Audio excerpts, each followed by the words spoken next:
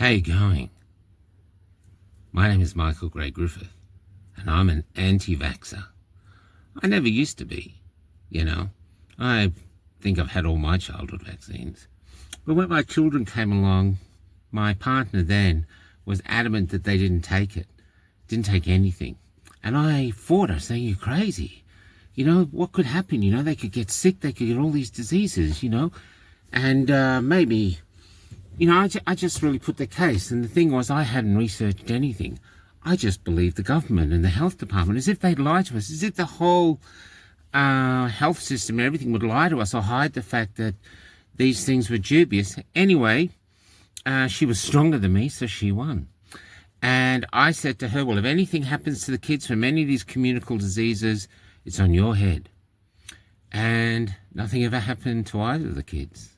They never had eczema, they never had asthma, they never had, not on the spectrum, they never had anything. I think my daughter was like reached 20 before she had her first antibiotics. I mean, it was just nothing.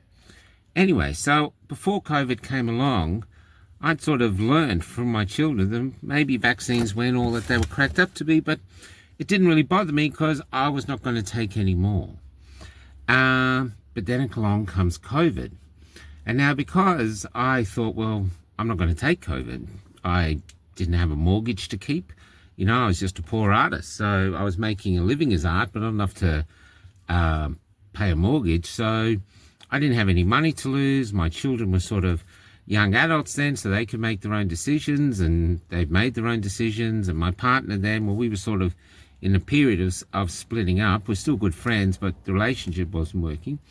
And so that was an awkward time there.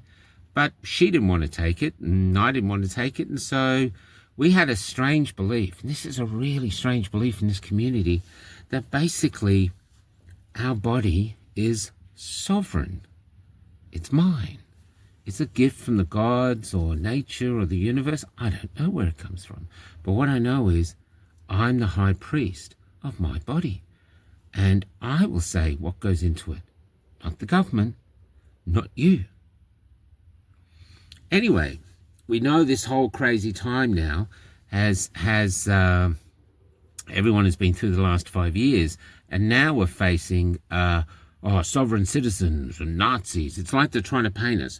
On one side, he's an anti-vaxxer. Okay, let's do duotone. On this side, we're going to paint him as a potential Nazi, even though he's a bit scruffy for a Nazi. And on this side, we're going to paint him as a sovereign citizen. And all we know about sovereign citizens, it must be bad, because listen to how mainstream media uses the word sovereign citizens. They're sovereign. They're sovereign.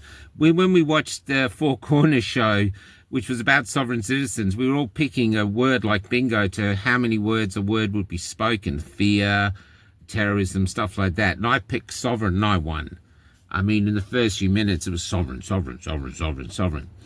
And so to me, it's like they're creating a dirty Jew, like in pre-war Germany, or just an enemy of the people, basically almost a boogeyman. And then I started thinking deeper that most people know we're not boogeyman, but still they say it themselves. They go, cooker, anti-vaxxer. And you realize, I think people need a group to hate. Maybe it helps them, know that in the government's fold. That basically the government tells them what to do. I'm not sure what's right or wrong anymore. My God is gone. So I let the government tell me what to do through their propaganda instrument, the MSN. Now, the government said good people take the vax. So I'm a good person, so I've got to take the vax, so I'm a good person. And they're bad people. They're bad people. They didn't take it. So I can't be them. And now we meet people who've been severely vaccine injured, and they won't tell anyone about it except us.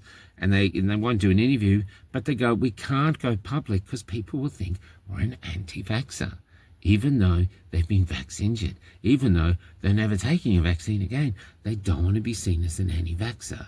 They're like gypsies, they're like this, they're like, or even worse, sovereign citizen. Now, a sovereign citizen is like the boogeyman. These people look like us, but suddenly they're really, really dangerous. And maybe they're hiding under our bed or in our wardrobe. because I think there's a lot of people that need to believe that there's monsters out there, and because that kind of keeps them safe. They're living in this bubble where they do what the government tells them, while at night time when they're in bed and they're all tucked up and the government's not there going, you're safe, you're safe, you're safe, they listen. And what can they hear out there? They can hear people going, freedom, freedom, right, my body, my choice, freedom of speech, all these terrible, scary words. And so, yeah, so they attack them. They go, they can't be with them. I have to be with the government. Thing is, though, the reason I'm seen now as a sovereign citizen is because of MSN.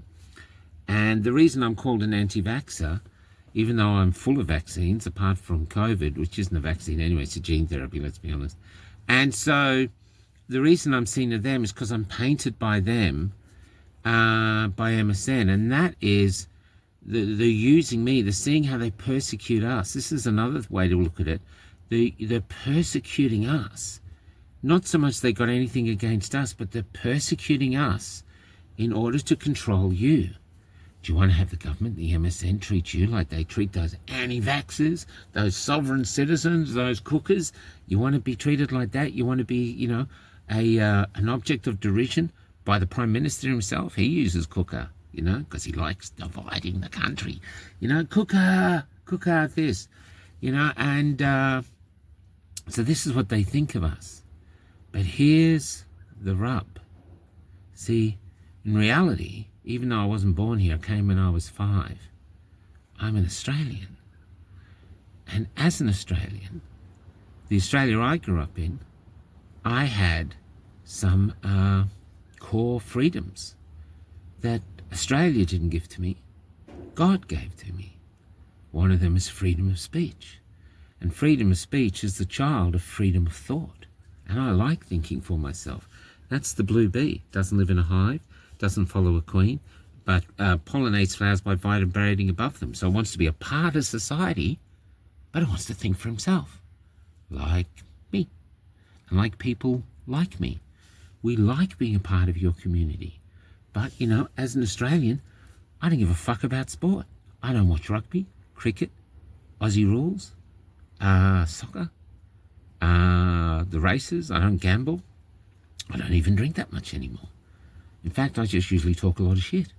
That's about the only connection I have with a lot of Australians. So, but, I don't have any of that. So when you're portraying me as your monster, because I think you guys need a monster to help you stay on the straight and narrow in your lives, I now am one of those monsters in your eyes, where in actual fact, I don't know what you're talking about, because I'm not your sovereign citizen. I'm just a human being who decided I didn't want to take the jab.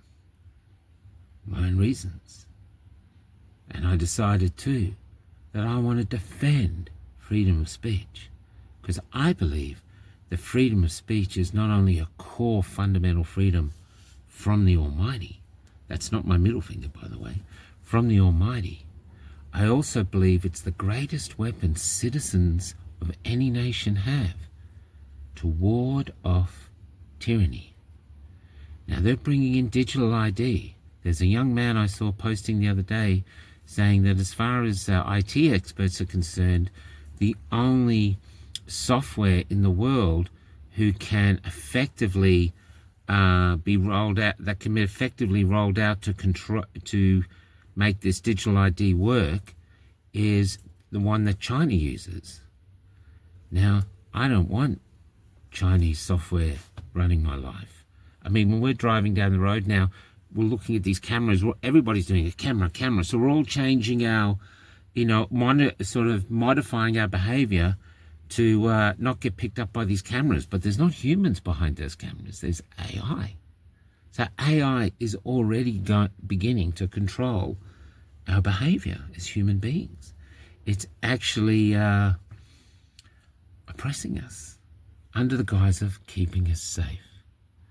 Now, I don't need the government to keep me safe.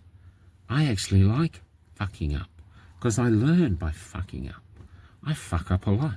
I've got a PhD in failure, and that's okay because it's made me who I am. It's made me who I am. And I like who I am.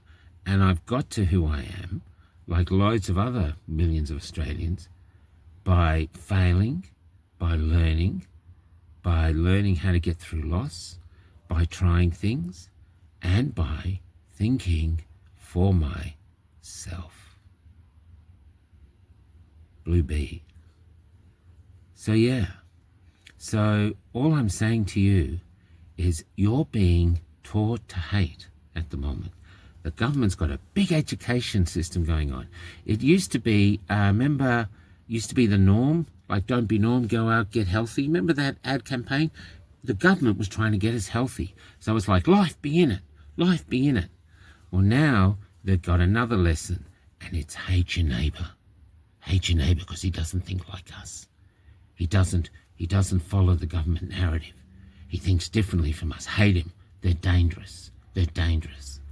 And sadly, if you push some people too far to the edge of society and harass them too much, then sadly we have the tragedies that we're having.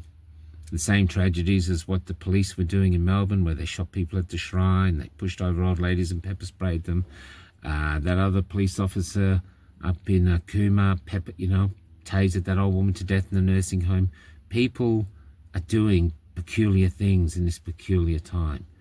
And I, as a Christian, not that I'm a religious Christian, but as a Christian, I think the fundamental law of Christianity is thou shalt not kill. So I'm not talking about the killer of these police officers. I just think it's just pointless. These poor police officers have any dreams they had of retirement or any dreams of having a life, that's all gone. And the families they've left behind, they just get to grieve. And Mr. Freeman is out there now. Who knows what he's thinking is going through this. I don't want to live in a country where, because we disagree so vehemently with each other, that violence like that is seen as the only answer. Because it's not the only answer. We can survive severe division. Perfect example is Area Chamberlain. I was a young waiter then in Perth, and every table I went to, people were just arguing. She did it. No, the dingo did it. She did it. And they argued like crazy. All of them were doing it. I remember it was like a pastime. But you didn't lose your job if you thought one way. You didn't get kicked out of a family because you thought the other way. We just disagreed. Some of us even did it offensively. But we got over it and we moved on. Ford and Holden, thinking differently, having different opinions and still being a part of the same community. That's what gives us our vibrance. That's what gave us that larrikin spark in our step or our souls or what we thought we were.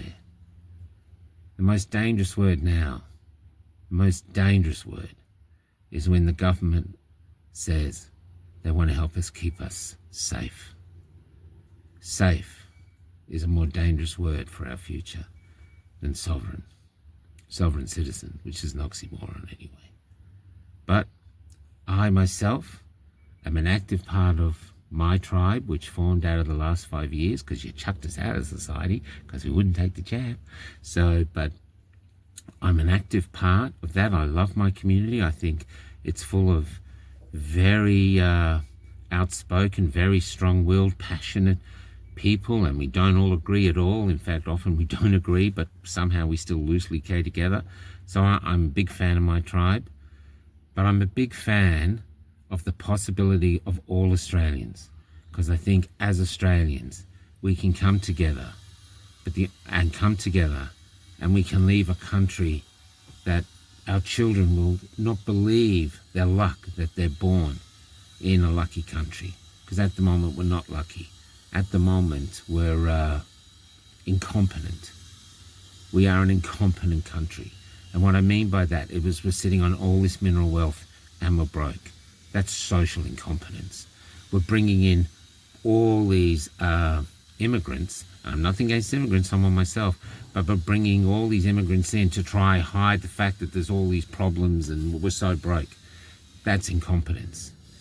With what we're missing, and I don't see where it's going to come from, is a leader with the kahunas, I don't care even if it's a woman, with the kahunas to actually look at the actual problems we have and start to fix them in a way that serves people and the people benefit.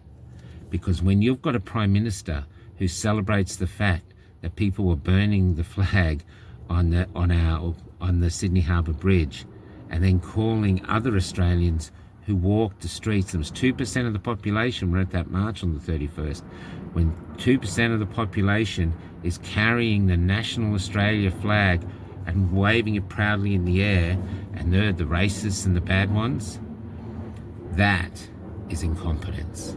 Because instead of a leader celebrating how passionate his people are, he's just trying to divide and divide and divide and divide. And a part of that lesson of trying to divide us, of trying to get Australians to hate each other, and they're doing a good job of it, almost, or they're doing such a great job of it. And I know it's rambling now, but think of all the countries where hate is so deeply embedded, they can't get past it. These countries just tear each other apart forever. You get to a point where people are killing each other, they don't even know what the fuck they're killing each other for, because the hate is so deeply embedded. That never used to happen here. But our politicians, especially Albo, is doing it now. And others are doing it now. We don't need more division. We need to remember that we have a responsibility to the next generation and the generation after that and the generation after that. And we have all the resources to leave those generations a country of abundance that is known for its freedoms: freedom of speech, freedom of travel, freedom of association, freedom of religion, freedom to offend someone, freedom to be offended, freedom to fail, freedom to learn from being a failure. All these things, it's all there. An incredibly wonderful country to live in. And we have a responsibility to leave that to our next generation.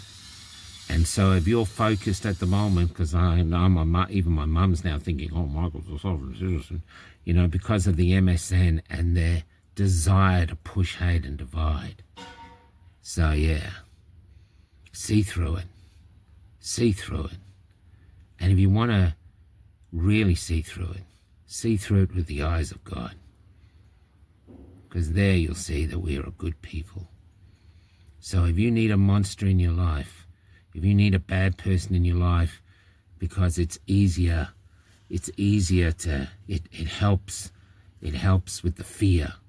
Like it helps you to know you're on the right side because I'm with the government, because I'm not a sovereign citizen, because they're bad people. Well, if you need a bad person in your life to keep you on the straight and narrow, well, that's not me. I'm not your sovereign citizen. I'm just an Australian who currently is free.